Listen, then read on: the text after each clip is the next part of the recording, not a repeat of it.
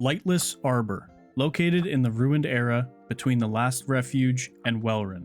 The reward for completing this dungeon is, well, it depends how deep your pockets are, because you get access to a treasure vault that drops more and more loot by investing your own gold. More on the loot vault near the end of the video. You will need a Lightless Arbor key to access this dungeon, and there are 4 tiers of difficulty, of which you have to unlock starting with tier 1. Keep in mind you only get 1 life. If you die, the run is over and you will need another key. The mechanic in this dungeon is navigating your way through the darkness, while in control of an illuminated crystal. This will light the way and can be moved around at your command. Enemies outside of the light take much less damage and deal a lot more damage. This new ability is called Burning Amber, and it can be found just to the right of your health globe. It has a maximum illumination charge of 100, providing more light depending on the charges. Illumination charges are decreased anytime you take damage while it is attached to you, and it can be replenished by killing the large amber elementals.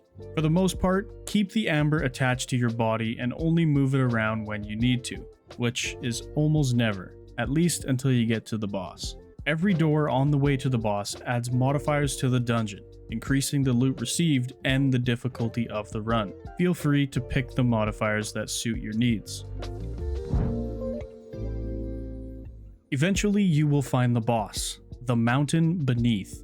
There are 2 phases to this fight with plenty of one-shot abilities along the way, so it is important to understand the mechanics in order to defeat this boss. Starting with the first phase of the fight, which is the easier of the 2 phases.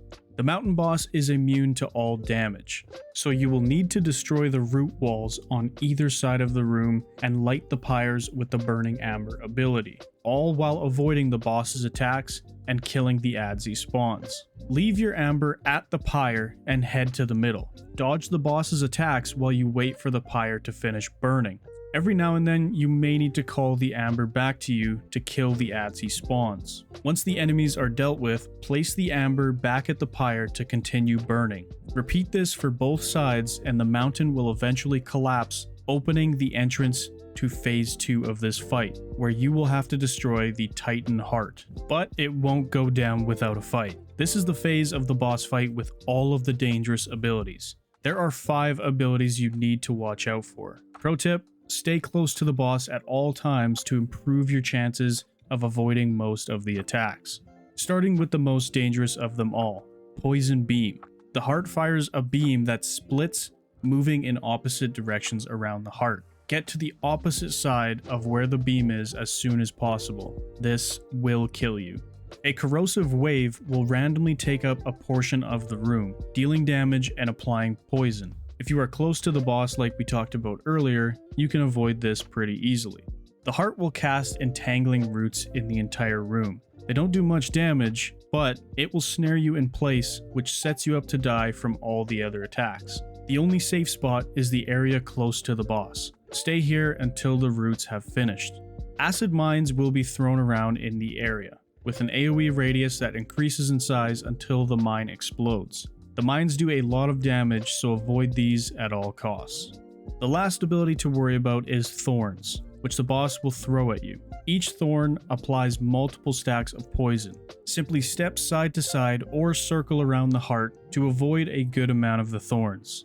Apart from those 5 abilities, there are less threatening attacks to dodge and some ads to kill every now and then. But avoid the ones I explained and you will be good. There are 4 uniques tied to this boss. Tier 1 is Peak of the Mountain, Tier 2, Foot of the Mountain, Tier 3, Face of the Mountain, and Tier 4, Core of the Mountain.